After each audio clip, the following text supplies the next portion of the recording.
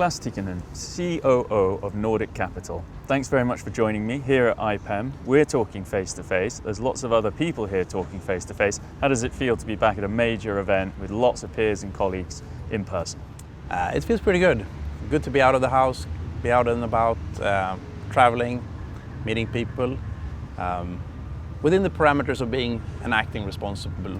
I think it's very good to meet people. I like the kind of setup you have here at the conference with the COVID certificate checks to get in. It took a while to get in through the door for a lot of people, but I think it's worthwhile. And the fact that we can be outdoors makes it feel safe. But tying new bonds with people, getting to know new people. In this case, we're meeting new prospective investors here in France.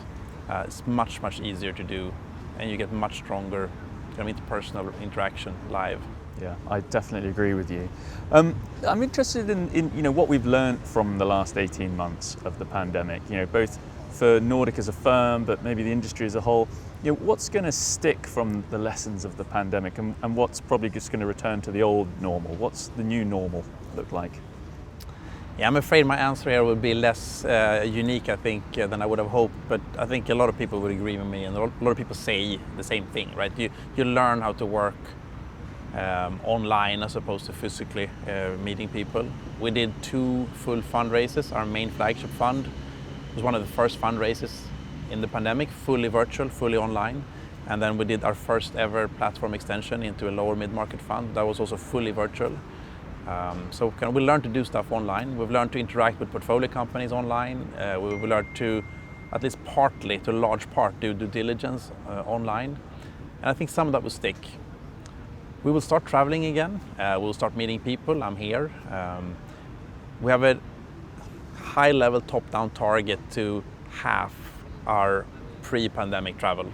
I'm not sure if it's going to work out, but that's kind of a management target that we have. It's a vision. We'll be more selective who travels and when, but definitely we need to meet people to do business.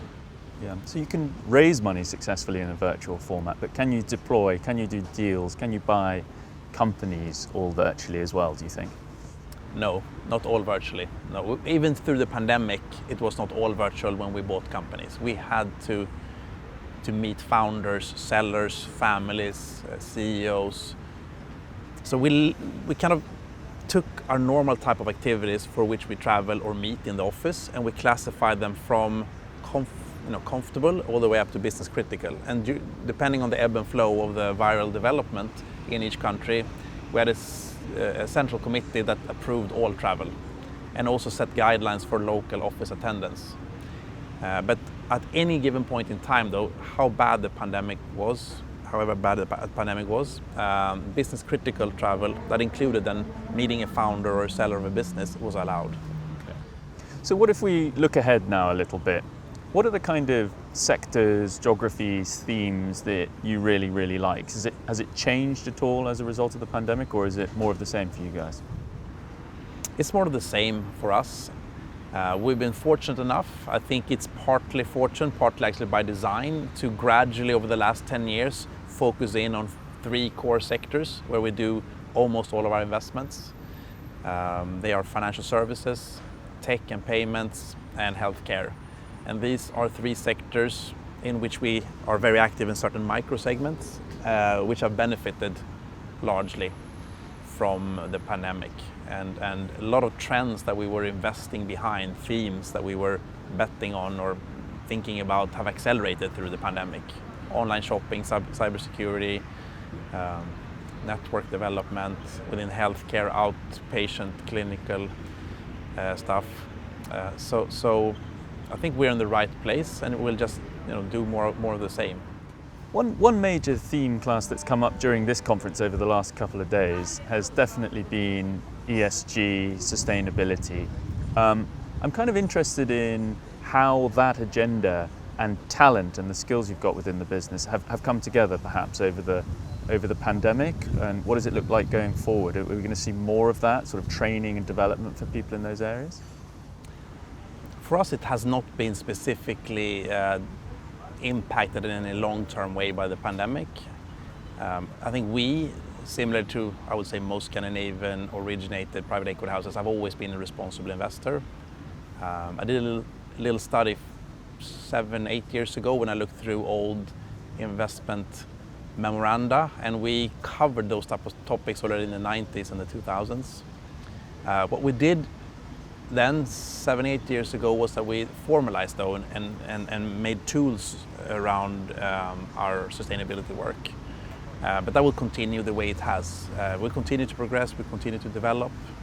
The two core tools are screening factors, understanding issues in the companies, and then training. We really emphasize training our staff and portfolio companies, senior leadership and board members on training. We've trained 680 people now since we started the training programs, and we have 3 different training programs we run people through.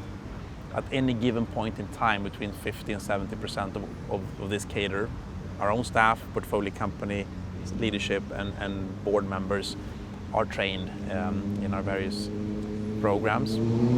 But that enables us to work through the investment team and the portfolio company to act responsibly and sustainably and create better companies. So I don't think that is really that impacted by the pandemic. Has there been a new level of engagement with portfolio companies around that area? Yeah, I think it has, and I actually heard a couple of other GPs say the same thing. Portfolio companies that may not have been as receptive to involvement by the owners, or there's various degrees of receptiveness, have certainly become more receptive during the pandemic. I think, as you go through turbulence together, it forges new bonds and creates, an opportunity to work closer together. And I can feel that in portfolio companies that we work with, that you get a little bit closer. I think we fared pretty well. Out of our 44 portfolio companies we had coming into the pandemic, only 8 had any material issues from the pandemic. But there certainly it's been helpful, but also the others, some of them benefited from the pandemic, but it still posed some questions for them on how to kind of handle certain strategic trade-offs, and that helped us to get closer. Yeah. Klas, thank you very much for talking to us, and go enjoy the rest of IPEM. Thanks very much. Will do. Thank you so much.